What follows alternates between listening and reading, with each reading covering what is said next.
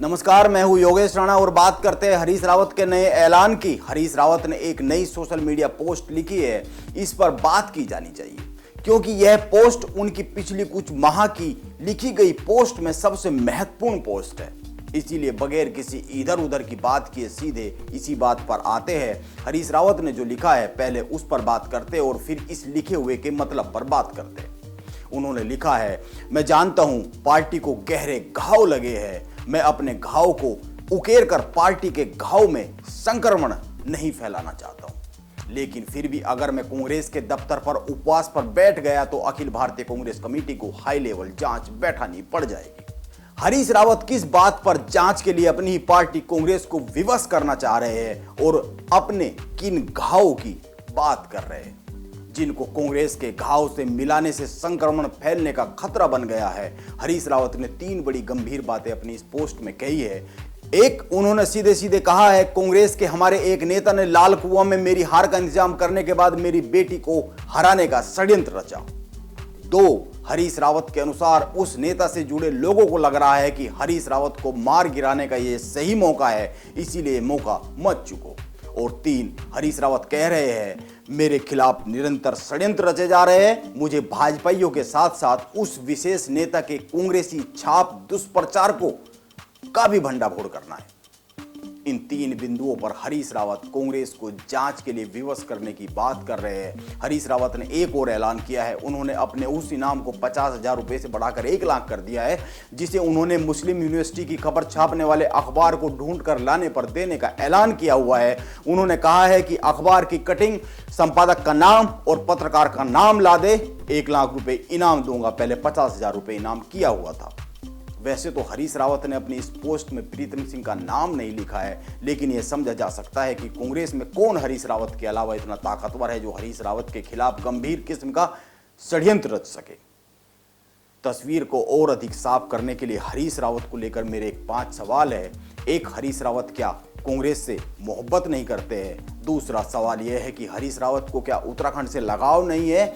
और तीसरा सवाल यह है कि क्या हरीश रावत की राजनीतिक पारी का इतिश्री होने जा रहा है? और चौथा सवाल, हरीश रावत को मुख्यमंत्री बनने की चाह थी, अब वो पूरी होनी संभव नहीं है, फिर हरीश रावत किसके लिए लड़ रहे हैं? और 5वां सवाल सबसे महत्वपूर्ण है ये सवाल, और ये सवाल यह है कि हरीश रावत के दोस्त ही उनके दुश्मन क्यों बन जाते हैं?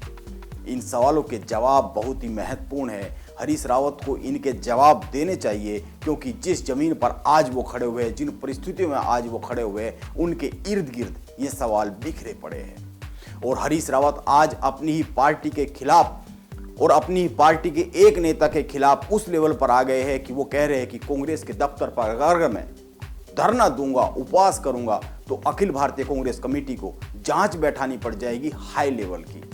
और मैं ये भी कह रहा हूं कि अगर हरीश रावत इस स्थिति में आ गए हैं तो जो हरीश रावत के विरोधी है, जो हरीश रावत जिनको कह रहे हैं कि मेरे खिलाफ षड्यंत्र रच रहे हैं, तो वो किस स्थिति में होंगे? यानी कि दोनों तरफ से बराबर का फोर्स है। ये जंग का मैदान कांग्रेस बन रही है और इस जंग के मैदान को बनाने में किन किन की भूमिका है और इन सवालों को देखना बहुत जरूरी है। हरीश रावत के हिस्से में पिछले 5 साल में हार के सिवा अगर कुछ है तो वो है कांग्रेस के उनके विरोधी और कुछ दोस्त जो उनके खिलाफ हो गए।